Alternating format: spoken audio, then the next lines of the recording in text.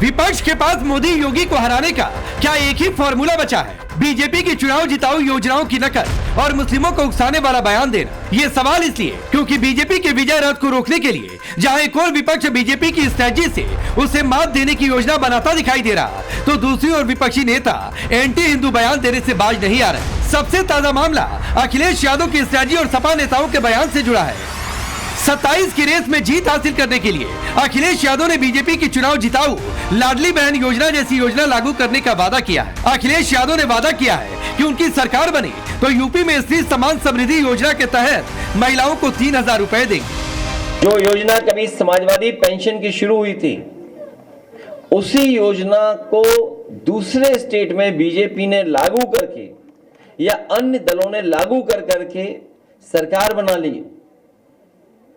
अब उन योजनाओं में कटौती हो रही है, लेकिन वहीं उत्तर प्रदेश में समाजवादी सरकार बनने पर जहां समाजवादी लोगों ने 500 रुपया समाजवादी पेंशन के माध्यम से गरीब महिलाओं को देने का काम शुरू किया था, आने वाले समय में 3,000 रुपए देने का काम भी समाजवादी सरकार में होगा गरीब महिलाओं को। दरअसल लाडली बहन जैसी योजना के दम पर बीजेपी ने जिस तरह एमपी, महाराष्ट्र और छत्तीसगढ़ में जीत हासिल की, उसने विपक्षी दलों को इस योजना की नकल पर मजबूर कर दिया। कुछ समय पहले बिहार में भी तेजस्वी यादव ने माई बहन योजना का वादा करते हुए सत्ता में आने पर महिलाओं को 2,500 रुपए देने का वादा किया था, और अब यूपी में अखिलेश यादव 3,000 रुपए देने का वादा कर रहे, लेकिन बीजेपी कह रही ये मुंगेरी लाल के हसीन सपने हैं। अखिलेश यादव जी मुंगेरी लाल के हसीन सपने 2017 से ही लगातार देख रहे हैं, लेकिन हर बार जैसे ही वो सपने से जागते हैं उनके मुंह पर पानी पड़ जाता है। अखिलेश यादव जी जब सत्ता में रहे तो लैपटॉप घोटाला किया, छात्रवृत्ति घोटाला किया, राशन कार्ड का घोटाला किया, जितने भी घोटाले हो सकते हैं सब अखिलेश यादव जी की सरकार ने किया, और अब वो फिर से मुंगेरी लाल के हसीन सपने देख रहे हैं। एक और विपक्ष बीजेपी की योजनाओं की नकल कर चुनाव में जीत की योजना बना रहा, तो दूसरी ओर विपक्षी नेता भड़काऊ बयानबाजी कर तुष्टीकरण की पिच पर खेल रहे। इसमें सबसे आगे है महाराष्ट्र में सपा के नेता अबू आजमी। वारी में सड़क पर भीड़ दिखी तो अबू आजमी को सियासत का मौका मिला, उन्होंने तुरंत इसे नमाज से जोड़ दिया। आज तक कभी किसी मुसलमान ने ये शिकायत नहीं किया कि सड़क पर त्योहार क्यों मनाया जाता है, लेकिन आज अगर मस्जिद भर जाती है तो लोग मजबूरन, कुछ मस्जिदों में, हर मस्जिद में भी नहीं, बाहर 5-10 मिनट के लिए नमाज पढ़ने आते हैं। लेकिन उसके लिए यूपी के चीफ मिनिस्टर सीएम कहते हैं कि अगर आप जो है बाहर नमाज पढ़ोगे तो आपका पासपोर्ट कैंसिल कर दिया जाएगा और आपका ड्राइविंग लाइसेंस भी कैंसिल कर दिया जाएगा। रास्ता जाम हो रहा है, हमने कभी मना नहीं किया, लेकिन हमारी मस्जिद, हमारी नमाज के लिए, यानी ये जानबूझ करके ना इस देश में मुसलमानों के लिए ज़मीन तंग की जा रही है। वक्फ की ज़मीनें हमारी हड़पने का पूरा इरादा हो रहा है। जो 4-4, 5-500 सालों से मस्जिदें बनी हैं, कब्रिस्तान है, दरगाहें हैं, उन दरगाहों पर नजर इनकी। वारी दरअसल एक तीर्थ यात्रा है जिसमें भक्त ज्ञानेश्वर महाराज और संत तुकाराम महाराज की पालकी के साथ पैदल यात्रा करते हैं। अब सवाल है कि यात्रा तो सड़क पर ही निकलेगी, जबकि नमाज तो मस्जिदों में होती है, लेकिन तीर्थ यात्रा को ढाल बनाकर नमाज का नाम लेकर अबू आजमी क्या उकसाऊ बयान नहीं दे रहे। ये कोई पहली बार नहीं है जब अबू आजमी ने ऐसा बयान दिया है। इससे पहले अबू आजमी के निशाने पर कांवड़ यात्रा भी रही। कांवड़िया लोग जो लेके चलते, कहां लेके चलते हैं? सड़क पे लेके चलते हैं। हमने तो माना नहीं किया, एक महीना चलता है, पूरा सड़क जाम रहती है। अबू आजमी ने यात्रा और नमाज की तुलना की तो हंगामा मचा। महाराष्ट्र के सीएम फडणवीस ने उन्हें विवादित बयानों का शौकीन बता दिया।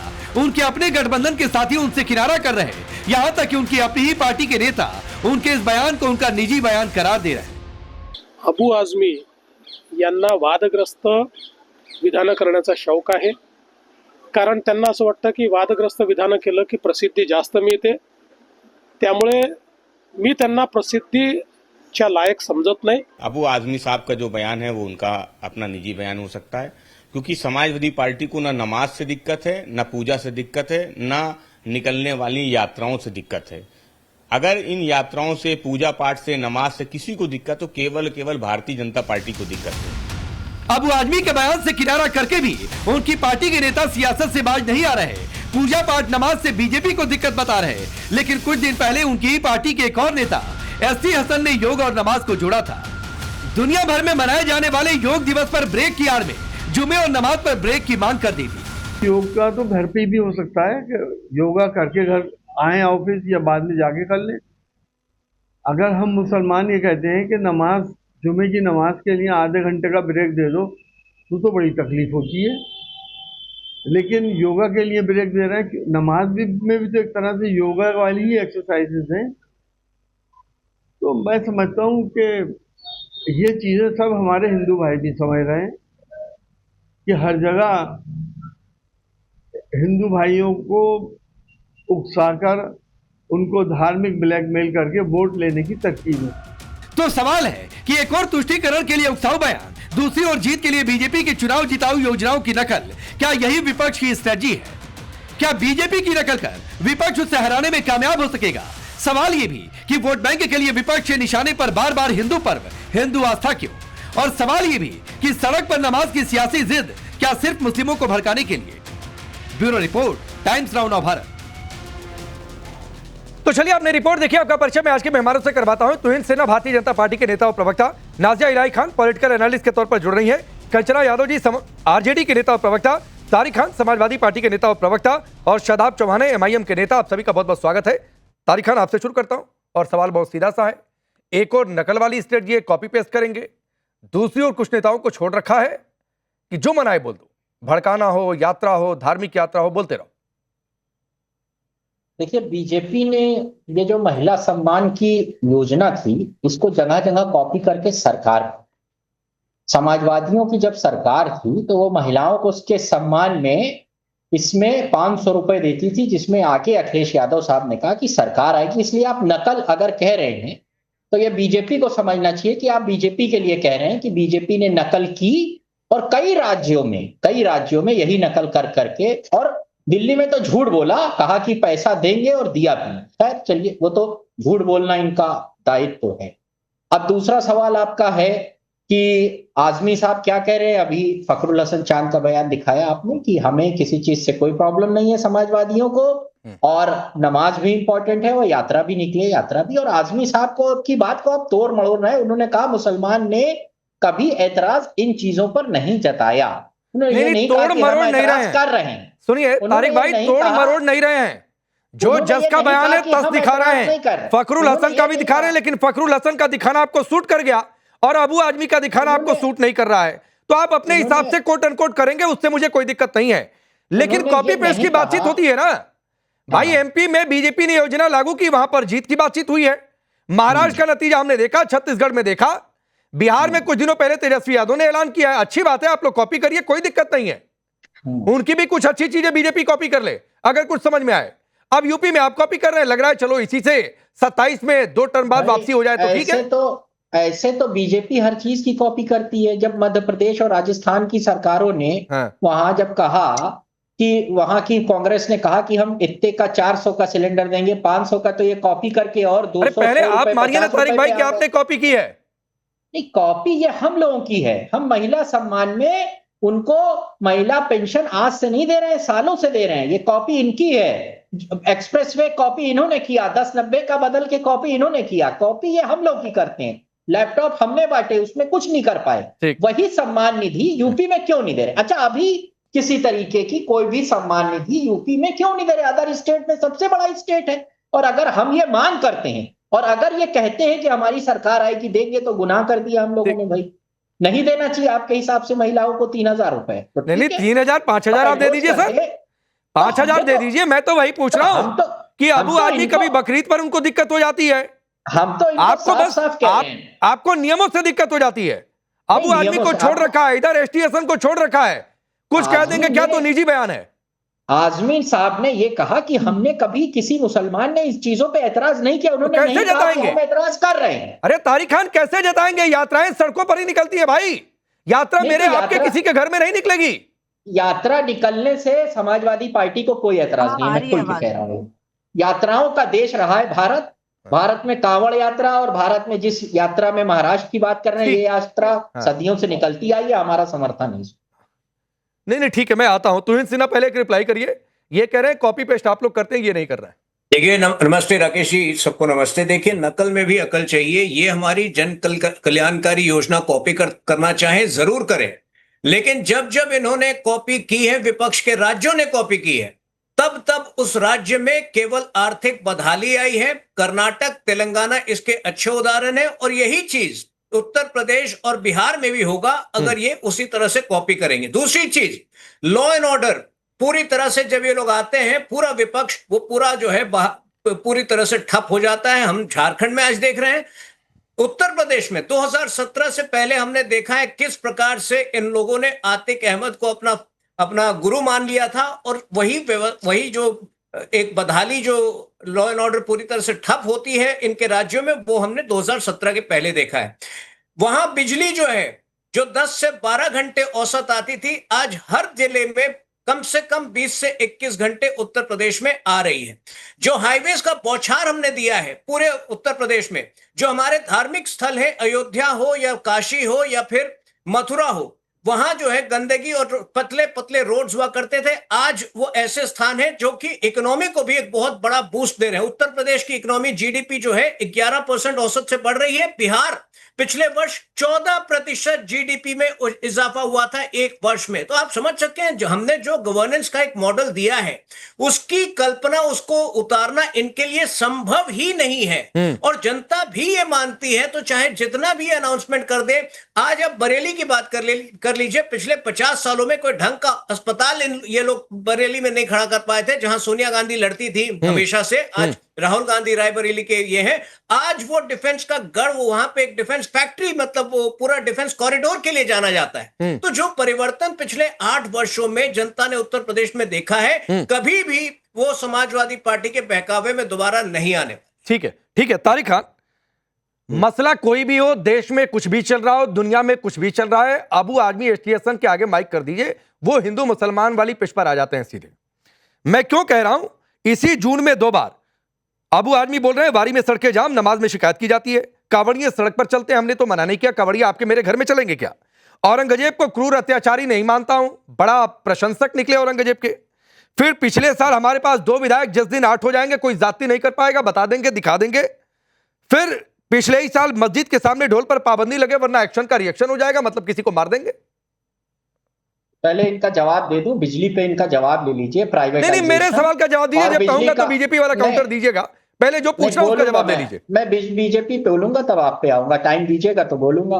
बिजली की व्यवस्था उत्तर प्रदेश में इतनी ज्यादा खराब है, आप प्राइवेटाइजेशन कर रहे हैं, आप बिजली की दरें बढ़ा रहे हैं। समाजवादी की टाइम से आज 3 गुना दरें ज्यादा आपने बढ़ा दी हैं, और जिले में 24 घंटा नहीं 15 घंटा भी लाइट नहीं आ पा रही है। उत्तर प्रदेश का हर जिला त्राहिमाम है, लोग रो रहे हैं। तारिक भाई सुनिए, बिजली पर कभी किसी दिन डिबेट कर लूंगा, उस पर चर्चा कर लूंगा। आपके गठबंधन के साथ ही इमरान मसूद है, उन्होंने कहा कि योगी सरकार ने बिजली में शानदार काम किया है, तो पहले जाकर इमरान मसूद को कन्विंस कर लीजिए। पहले जाकर इमरान मसूद को, जो कांग्रेस के सांसद है, उनको कन्विंस कर दीजिए कि बीजेपी की तारीफ ना किया करें। फिर उसके बाद सवाल उठाइए। आपके अपने गठबंधन के साथी कह रहे हैं योगी सरकार ने बढ़िया काम किया। सर मैं फिर कह रहा हूं, बिजली पर डिबेट नहीं है, मेरे सवाल पर आइए, अबू आदमी वाले सवाल पर। जब ये बिजली पे बोल रहे थे, आपने नहीं रोका था, तो मैं उनको भी रोकूंगा ना, बोलूंगा। अभी नहीं रोका था, अभी बोल रहे थे जब ये बिजली पे। अब आइए अबू आदमी पर, चिल्लाइए नहीं। नहीं ठीक है, अब ये इधर उधर की बात नहीं करेगा भाजपा, वरना बीच में कूदूंगा। नहीं करेगा, तोड़ेगा, ये सब शब्द नहीं होता है तारिक खान। डिबेट में नेशनल चैनल पर है, शब्दों का ध्यान रखिए। आई बात समझ में? आप बिजली की बात करने से मैं किसी के लिए कह रहा हूं, नहीं करेगा क्या मतलब होता है? ये भाषा है क्या? नहीं करेगा मतलब क्या होता है? अरे अभी तो इस पलट कर बोले, या कोई भी किसी को पलट कर बोले। आइए सवाल पर, आइए सवाल पर आइए। नहीं सवाल अबू आदमी पर आइए। भारतीय जनता पार्टी के लोग बिजली की बात कर सकते हैं, जनता अरे तो आपने भी बोल दिया ना तारिक खान, 30 सेकंड आपने बिजली वाले पर काउंटर किया अपनी जीत के चलते। तो काउंटर, हाँ तो ठीक है, आइए ना अबू आदमी पर। या सिलेबस से बाहर हो गया अबू आदमी, या जवाब नहीं दे पा रहे अबू आदमी पर। नहीं जवाब सारे आपको, हाँ तो बोलिए बोलने का, अबू आदमी पर बोलिए। जो आप कहेंगे वही नहीं बोला जाएगा। अबू आदमी पर बोलिए सर, पे जवाब दिया सभा का दफ्तर नहीं है प्लीज, यूपी ये किसी पार्टी का दफ्तर नहीं है। अबू आदमी पर आइए। जो झूठ बोला है यूपी के विकास को लेकर, पहले उस पर झूठ बोला जाएगा। देखिए अबू आसिम साहब के जो भी बयान आप तमाम बता रहे हैं, वो समाजवादी पार्टी के अधिकृत बयान नहीं। हमें समाजवादी पार्टी को, तो कार्रवाई क्यों नहीं होती है? समाजवादी पार्टी को किसी भी यात्रा से कोई समस्या नहीं। अरे मैं कह रहा हूं तो कार्रवाई क्यों नहीं होती है? लेकिन आप फिर से चलाइए। इस स्टेटमेंट में अबू आसिम साहब ने ये नहीं कहा है कि यात्रा न निकले, उन्होंने कहा है कि कोई मुसलमान जब ऐसा होता है तो ऐतराज नहीं करता है। और जब, सुन लीजिए, आगे सुन लीजिए, 10 सेकंड और दीजिए। और जैसे ही कोई नमाज पढ़ता है तो आप कहते हैं आप उसका पासपोर्ट रख लेंगे, जमीन उसकी जब्त कर लेंगे, अगर उसने गलती से सड़क पे नमाज पढ़ ली उसको जान से मार डालेंगे या उसकी किडनी निकाल लेंगे, नमाज उसका हाथ पैर काट मस्जिद लेंगे। में ही होगी, नमाज सड़क पर पढ़ने की तो चीज है नहीं, लेकिन यात्रा तो सड़क पर ही निकलेगी। आपके भी धर्म में यात्राएं, मुहर्रम पर किसी ने कहा क्या कि सड़क पर ना हो, वो जुलूस सड़क पर ना निकले, किसी के घर में निकले? अरे मुहर्रम का जुलूस है, सड़क पर निकलेगा, कहीं गली में चौक अंदर किसी के घर में थोड़ी नहीं निकलेगा। राकेश जी, आपको और सभी को पैनलिस्ट को वंदे मातरम, भारत माता की जय। देखिए, हमारे प्रॉफिट मोहम्मद सल्लल्लाहु अलैहि वसल्लम, बी पीस अपॉन हिम, वो तो गारे हिरा में नमाज पढ़ा करते थे और अल कुरान इस बात की वजाहत करता है, हमारी काफी हदीसें इस बात की वजाहत करती है, सही अल बुखारी इस बात की वजाहत करती है कि अगर आपकी इबादत से किसी को भी तकलीफ हो तो आपकी इबादत जायज ही नहीं होगी, कभी भी जायज नहीं होगी। दूसरी चीज मैं आपको बहुत इंपॉर्टेंट बताती हूँ, जो इस्लाम का बहुत मूल बात है, बहुत अहमियत का हामिल है, कि सड़क जो होती है वो गंदी होती है, नापाक होती है, उस पर चप्पल जूता पहन करके चला जाता है, तो उस पर नमाज मुसल्ला बिछा करके नमाज आप कैसे पढ़ सकते हैं? तीसरी बात है कि मस्जिदें खाली हैं, आप सड़क पर दबंगई क्यों दिखाओगे? चौथी बात है कि कावड़ यात्रा साल में एक बार निकलता है, 1825 बार नहीं होता है साल में, या 52 बार नहीं मुसल्ला भी कोई कावड़ यात्रा लेकर के निकलता है। अभी अबू आजमी ने और समाजवादी पार्टी ने और कई विपक्षी दलों ने ये भी कहा इस भारत के कि योगा में देखो समय दिया जा रहा है लेकिन नमाज में नहीं दिया जाता। भाई, योगा साल में एक बार लोग उसको उत्साहित होकर के, उसको जश्न मना करके उसको करते हैं रोड पर, लेकिन नमाज तो 1825 बार है साल में, तो इसको तो समझना पड़ेगा। दूसरी चीज है कि देखिए राकेश जी, इस्लाम नकल का काम है, अकल का काम बिल्कुल नहीं है, बिल्कुल भी नहीं है। अकल लगाई नहीं जा सकती, और जो अकल लगाता है वो कभी अच्छा मुसलमान होता ही नहीं है, नकल करना पड़ता है। इसलिए भारतीय जनता पार्टी के जो भी योजनाएं होती हैं उसको हमारे विपक्षी दल नकल कर लेते हैं आराम से। नहीं, मैं इस पर आता हूं, मैं इस पर आता हूं, और मैं कह रहा हूं एक नहीं, दो नहीं, 100 बार या 1000 बार यात्रा किसी की भी निकले, वो सड़क पर ही निकलेगी। मैं संख्या नहीं काउंट कर रहा हूं, लेकिन हाँ, पूजा होगी तो मंदिर में होगी या घर में होगी, यात्रा किसी धर्म में होगी, कोई शोभा यात्रा होगी वो सड़क पर होगी। बहुत सिंपल सी बात है। कंचना जी, आपके पास आता हूं। आप लोगों ने भी बिहार में तय किया है कि जिस तरह एमपी महाराष्ट्र में बीजेपी का किला बना, उसी आधार पर बिहार शायद इस बार हम लोग हासिल कर रहे हैं। हम राकेश जी, हम उनके वादों को क्या कॉपी करेंगे जो वादा खिलाफी किया करते हैं? दिल्ली में तो अभी तक दे ही नहीं पाए जो मार्च से शुरुआत करने वाले थे, और महाराष्ट्र में कभी 1000 देते हैं, कभी 1250 देते हैं, कहीं 0 दे देते हैं, तो हम उनके वादे का क्यों कॉपी करेंगे? भाई, हमारे पास विजन है, हमारे वादों को कॉपी तो ये करते हैं। हमने जब 2020 में प्रॉमिस किया, क्या हुआ? एक सेकंड नाजिया, पहले शुरुआत में इंटरप्शन नहीं बोलने दीजिए। हाँ, बोलिए। हम बीच में नहीं बोले हैं, आपको अगर ज्यादा बोलने की समस्या हो नहीं, मैंने इंटरप्ट कर दिया। कंचना जी अपनी बात पूरी करिए, फिर नाजिया। Thank you. तो 2020 में हमने जब वादा किया था कि हम 10 लाख नौकरी देंगे जब हम सरकार में आएंगे, बाद में किसने कॉपी किया? पहले तो ये बोले पैसा कहां से लेकर आएगा, जेल से लेकर आएगा क्या, लेकिन बाद में इन्होंने प्रॉमिस किया कि हम 15 लाख देंगे, 17 लाख देंगे। बिना सोचे समझे हम सरकार में आए, भले नीतीश कुमार जी मुख्यमंत्री रहे, लेकिन हमने नौकरी दी, अपने विभाग में 5 लाख नौकरी दी, 17 महीने में नौकरी दी। तो कॉपी किसने किया? आज जब इनको मालूम है कि इनकी सरकार बदलने वाली है 2025 नवंबर में, और हम आएंगे तो वृद्धा पेंशन योजना, जो सामाजिक सुरक्षा योजना है, 400 से बढ़ाकर 1500 करेंगे, तो घबराए पेंशन की टेंशन में आके नीतीश कुमार जी की सरकार ने 1100 रुपए कर दी। अरे 1500 कर देते, हम जितना मांग कर रहे थे। तो बजट सत्र जब चल रहा था, हमने तो तभी कहा कि 1500 रुपए आप दीजिए, जो सामाजिक सुरक्षा पेंशन योजना जितने भी हो आप 1500 दीजिए। 2020 साल से सोचिए सिर्फ और सिर्फ 400 रुपए मिल रहा है। तो पेंशन की टेंशन में आके, चुनावी प्रेशर में आके अब जो 400 से 1100 बढ़ा रहे हैं ना, वो कॉपी किसके कर रहे हैं? कॉपी हमारी कर रहे हैं। तो सही बात यह है कि कॉपी अगर कोई कर रहा है तो भारतीय जनता पार्टी और जदयू कर रही है। और दूसरी बात, अभी भारतीय जनता पार्टी के प्रवक्ता कह रहे थे जीडीपी की बात। जीडीपी में पता है, पर कैपिटा इनकम में आज बिहार देश भर में सबसे पिछड़े राज्य में आता है। और दूसरा, 1990 की आप लोग बहुत बात करते हैं। 1990 में जो नेशनल शेयर हुआ करता था बिहार का जीडीपी कंट्रीब्यूशन में, वो 6% हुआ करता था, और अभी घटकर 3% है, सिर्फ 3%। अरे किस चीज की पढ़ाई करते हैं आप? 20 साल से सरकार में रहे, कॉपी ही कर लेते, हमारी ही कॉपी। अच्छा, एक मिनट, कंचना जी, एक बात आपने कहा कि आपके विभाग में 5 लाख नौकरियां दी गई थी, मैंने ठीक सुना? डेफिनेटली। मुझे जहाँ नहीं मुझे जहां तक ध्यान है, हमारे विभाग में राकेश जी, हमारे विभाग में 3.5 लाख नौकरियां थी जो शिक्षा विभाग में थी। अदर विभाग में हेल्थ सेक्टर भी हमारे पास था, उसमें भी लगभग 60,000 नौकरियां थी। तो सारे विभागों को मिलाकर जो 17 महीने में नौकरी दी गई वो दी गई 5 लाख नौकरी। और दूसरी बात, कॉपी किसने किया जातिगत जनगणना का? जातिगत सर्वे हमने बिहार से शुरू किया ना। आखिर में जब चुनाव बिहार में आ रहा है तो आपने कॉपी किया, पहले तो आप मना कर रहे थे, कॉपी किया कि नहीं किए? ठीक है नाजिया, आप कुछ कहना चाह रही थी, फिर तुहिन आप इसका काउंटर करेगा। नाजिया बोले पहले। नहीं, मैं कहना चाह रही थी कि ये जिसकी प्रशंसा कर रही हैं वो तो आजकल फूड ब्लॉगर बन करके बैठे हुए हैं, और जो परिवार बिहार को उथल-पुथल करके रखा, गुंडा राज बनाया, किडनैपिंग की जगह बनाया है, बम गोली बारूद का स्थान बनाया है, और अपने ही घर की बहू बेटियों को इज्जत नहीं दे पा रहा है, रोड पर निकाल करके नंगे सर और नंगे पैर छोड़ रहा है, वो बिहार की जनता को संभाल पाएगा?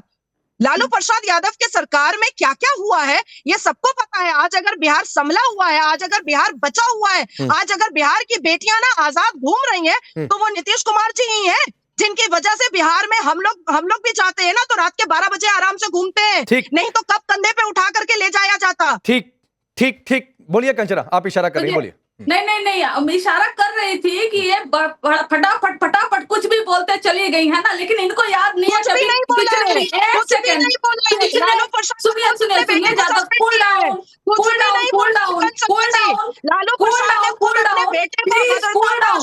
अरे कूल डाउन हो जाइए, इतना गुस्सा की जरूरत नहीं है। गर्मी बाहर बहुत है, हमें मालूम है कि आप बाहर है। कूल डाउन, गर्मी बाहर बहुत है, आप गर्मी में होंगी, परेशान होगी, ह्यूमिडिटी है, कूल डाउन हो जाइए। अरे बिहार की जनता आपको सिंड्रोम बोलने वाला लग रहा है, आपको लड़ने वाला सिंड्रोम है, आपको बोलने वाला लड़ने वाला सिंड्रोम है। राकेश जी, अच्छा ठीक है, ये लड़ाई हो गई। नाजिया 30 सेकंड इनको दीजिए, और जहां तक हो सकता है आप लोग ज्यादा दुरुस्त आंकड़े देंगे, आप काउंटर करते हुए। जहां तक मुझे ध्यान है 1.5 लाख पदों पर ही भर्ती की बातचीत हुई थी। टोटल वो नंबर 5 लाख एग्जैक्ट था या नहीं था, इस पर बहुत तरीके की बातें हैं कंचना जी, लेकिन खैर ठीक है, आपका दावा है, उसका तोहिन सिन्हा काउंटर करेंगे। आप बोलिए जो नाजिया पर कहना चाह रही थी। नहीं, मैं इनको बोलना चाह रही थी, कभी पिछले हफ्ते राजभवन के पास जहां मुख्यमंत्री आवास होता है वहां पर, जहां डिप्टी चीफ मिनिस्टर का आवास है, जहां लीडर ऑफ अपोजिशन के आवास है, वहां पर गोलीबारी हुई है। कौन सा राज है भाई? ये कैपिटल गुंडों को कैपिटल बना दिया है अपने बिहार को, और कहते हैं 1990 की बात, 1990 के बाद। और वही नालंदा से जहां से खुद आते हैं मुख्यमंत्री जी, एक महिला के पैर में कीले ठोकते हैं, बार उसका रेप होता है, हत्या हो जाती है, और हर रोज बिहार में ऐसी घटनाएं हो रही है। लेकिन क्या करेंगे आप लोग? एक पट्टी बांध रखे हैं, आंख में दिखाई तो देगा ही नहीं। दिखाई कैसे देगा? आप लोग को जब देखना चाहेंगे तब ना। आज महिलाओं के केस में सबसे ऊपर टॉप पर कौन है? यूपी है। गुंडा राज वहां पर आप नहीं बोलेंगी। महिला अत्याचार के मामले में नहीं, मैं आऊंगा इस पर, अभी आऊंगा इस पर कंचना जी, इस पर आऊंगा। तुहिन सिन्हा, पहले जो इन्होंने कहा बिहार के संबंध में, योजनाओं के संबंध में, उस पर आपका काउंटर। देखिए, ये जो पिछले 1-2 महीने में जो भी वहां पर अप्रिय वारदातें हुई हैं, निश्चित रूप से वो चिंता का विषय है। लेकिन इनको याद रखना पड़ेगा, देखिए एक पुस्तक है ब्रोकन प्रोमिसेस, मेरे मित्र मृत्युंजय शर्मा ने लिखी है, जिन पर अभी भी साधु यादव ने उन पर जो है 5 करोड़ का मानहानि का दावा ठोकने का धमकी दिया है, क्योंकि इनकी उन्होंने पूरी तरह से एक्सपोज कर दिए किस प्रकार से 15 वर्षों में इन लोगों ने दहशतगर्दी फैलाया है, और पूरी तरह से इनके तो खुद के परिवार के लोग उस दहशतगर्दी में शामिल होते थे और चलाते थे। तो मुझे नहीं लगता है कि इनको जो है दूसरी पार्टियों को ज्ञान देना चाहिए लॉ एंड ऑर्डर के संदर्भ में। जहां तक स्कीम्स को कॉपी करने का सवाल है, देखिए हमारी केंद्रीय सरकार का सवाल है, पिछले 11 वर्षों में हमने एक मिसाल कायम किया है। 40 लाख करोड़ पहली बार डीबीटी के माध्यम से गरीबों के हाथ में सीधे गए। तो जो कांग्रेस की सरकारें भी हमें कॉपी कर सकती हैं, और बीजेपी की अपनी राज्य सरकारें भी। लेकिन जो मैंने फर्क आपको बताया था, अगर ये लोग कॉपी करते हैं, इनको वित्तीय अनुशासन नहीं आता है, ये अपने राज्य को बर्बाद कर देते हैं। और आज जब हम विकसित भारत के बड़े लक्ष्यों को परस्यू कर रहे हैं, तब आज भारत जो है इस प्रकार की विपक्ष की जो आर्थिक अराजकता का मॉडल है उसको स्वीकार नहीं करेगा। ठीक है। एक 10 सेकंड अगर आप मुझे दे दें, बोलिए, समाजवादी जल्दी, बोलिए। पार्टी के भाई को भी जरा बता दूं, चूंकि वो इलेक्ट्रिसिटी के बारे में बात कर रहे थे। इलेक्ट्रिसिटी के ही संदर्भ में 10 करोड़ इलेक्ट्रिसिटी नहीं छोड़िए ना, फिर वो कहेंगे बिजली की ओर में डिबेट को नहीं लेकर जाना है मुझे बिजली की ओर डिबेट को लेकर नहीं जाना है। तो इनसे ना ये बात मैं आपसे भी कह रहा हूं, ये बात मैंने पहले तारिक खान से भी कही थी, फिर वो इस पर काउंटर करेंगे। मुझे डिबेट को डिरेल नहीं करना है। मैं ये कहते हुए कंचना जी आगे बढ़ रहा हूं, शादाब के पास आ रहा हूं। शादाब, मैं मालूम है थोड़ा सा देर हो गया, आ रहा हूं। ये कहते हुए कि अभी थोड़े दिन पहले एक IT SSO की रिपोर्ट आई थी जिसका फुल फॉर्म है investigation tracking system for sexual offence. इसकी जून 2025 की रिपोर्ट आई है जिसमें यौन उत्पीड़न से जुड़े मामलों के निपटारों में यूपी बड़े केंद्र शासित प्रदेशों को अगर छोड़ दिया जाए तो पूरे देश में शीर्ष पर है, जिसका निपटान दर 98.60% और कंप्लायंस रेट है 80.60%। ये मेरा डेटा नहीं है, ना ये किसी पार्टी का डेटा है। खैर शादाब, मैं आपके पास आ रहा हूं। धार्मिक यात्रा की तुलना नमाज से कर दिया जाए, ये जिद है क्या कि यात्रा अगर सड़क पर निकल रही है, जुलूस सड़क पर निकल रहा है, तो नमाज भी सड़क पर इसको जस्टिफाई करेंगे?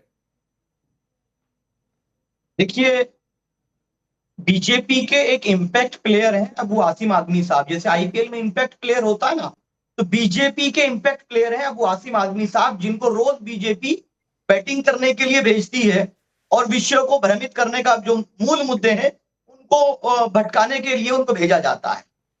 कोई यात्रा निकलती है हमारे हिंदू भाइयों की, क्रिश्चियंस की, किसी की भी, उससे आपत्ति होना, नमाज से बेबुनियाद तरह की नमाज के ताल्लुक से, अजान के ताल्लुक से, किसी भी धार्मिक आस्था पे टिप्पणी करने वाले लोग संकीर्ण मानसिकता के हैं। और हमारी पार्टी का स्टैंड यह है कि भारत के संविधान ने अनुच्छेद 25 में अनुमति दी है और जो यात्रा की परमिशन जब गवर्नमेंट ने ग्रांट कर दी है और जहां जिस प्रकार से जो धार्मिक रिचुअल है वो होने चाहिए शांतिपूर्ण तरीके से, धर्म के नाम पर गुंडागर्दी भी नहीं होनी चाहिए और धार्मिक यात्राओं पर, धार्मिक कार्यक्रमों पर प्रतिबंध भी नहीं होना चाहिए। यही भारत की पहचान है। दूसरी चीज, मैं एक बहुत ही एक स्ट्रॉन्ग ऑब्जेक्शन आपके यहाँ रजिस्टर्ड करना चाहता हूं, और राकेश भाई बड़ी सम्मान से बोलिए कि एक अभी यहाँ हमारी पैनलिस्ट ऐसी हैं कि जब बैरिस्टर ओवैसी साहब देश का नाम पूरी दुनिया में रोशन कर रहे थे, पाकिस्तान के आतंकवाद का भांडाफोड़ कर रहे थे, तो एक पैनलिस्ट है नाजिया किलाई खान की औरत, उसने जो नाजिया एक बार बोलने दीजिए, मैं आपके पास समय दे दूंगा आपको, एक बार बोलने। मुझे बेहद अफसोस है कि ऐसे लोग टीवी डिबेट में जो सांसद को मारने की धमकी देते हैं, ये बहुत दुर्भाग्य है कि किसी को मारने की धमकी देने वाले, किसी के साथ इस तरह की अमर्यादित भाषा का इस्तेमाल करने वाले लोग अगर टीवी चैनल पे हैं तो ये बेहद। अरे किसने किसको मारने की धमकी दे दी? ओवैसी साहब ने पूरे देश का नाम रोशन। शादाब, किसने किसको मारने की धमकी दे दी? मैंने नहीं सुना। मैं उस बेहुदा की बात कर रहा हूं। नहीं प्लीज ऐसे शब्द नहीं, शादाब प्लीज ऐसे शब्द नहीं। अगर आपकी नाजिया से कोई पर्सनल लड़ाई होगी सर, वो चैनल के बाहर लड़ लीजिएगा। आप कुछ रजिस्टर कराना चाहते हैं कोई विरोध, तो वो सही शब्दों में विरोध दर्ज कराइए, गलत शब्द नहीं। मैंने वही कहा है कि लोकसभा के सदस्य हैं, सम्मानित सांसद हैं और भारत है पाकिस्तान के आतंक का भंडाफोड़ करने वाले असदुद्दीन ओवैसी के खिलाफ अगर कोई व्यक्ति इस तरह की बकवास करता है, उनको मारने की बात करता है, धमकी देता है, नहीं गलत है, लिए मैं गलत है। शादाब, नाजिया बोलिए। आपको यहाँ जगह नहीं होनी चाहिए सर। नाजिया बोलिए। तस्लीमा नसरीन के बारे में मैंने बोला है तो पूरे MIM को बहुत प्रॉब्लम हो गया है। तस्लीमा नसरीन को किसने उसकी साड़ी यूज करके खोल करके मारा किसने?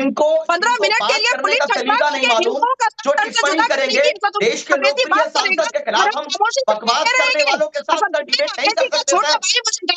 या आपको तय करना पड़ेगा कि सांसद को मारने की धमकी वाला कार्यक्रम में रहेगा या संविधान की बात करने वाला कार्यक्रम में रहेगा। कि जो लोकप्रिय सांसद को मारने की धमकी देता है, गाली देता है, वो आपके कार्यक्रम में आएगा। नहीं, मैं शादाब को दोबारा जोड़िए। नहीं प्लीज, कोई किसी को मारने की धमकी नहीं देगा और कोई सांसद, किसी नेता, किसी विधायक के खिलाफ अगर कोई धमकी देता है तो यह गलत है, इसका हम इंडोर्समेंट नहीं करते हैं। लेकिन शादाब को दोबारा जोड़िए। मैं चाहता हूं कि शादाब आए, लेकिन उससे पहले तारिक खान। वो नहीं आएगा। नहीं प्लीज नाजिया, वो नहीं आएगा, ये शब्द भी आपको शोभा नहीं देता, तो प्लीज ऐसे शब्दों का इस्तेमाल कोई भी ना करे, गलत शब्द नहीं। नेशनल चैनल है, किसी की पर्सनल लड़ाई आप लोग चैनल के बाहर निपटाया करिए, यहां पर आकर नहीं प्लीज। तारिक खान, बीजेपी के इंपैक्ट प्लेयर हैं अबू आजमी, इसके बावजूद आप लोग रखे हुए हैं।